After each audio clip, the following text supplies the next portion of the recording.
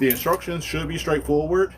When it comes to electricity, what I tell people is, before you touch anything electrical, turn the power off first. Turn the power off first.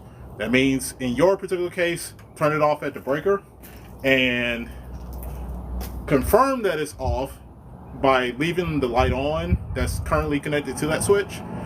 Go to the breaker, find the right breaker, turn it off. Make sure the light is off. If there's a ceiling fan plugged into it or connected to it, make sure that is off as well and not running.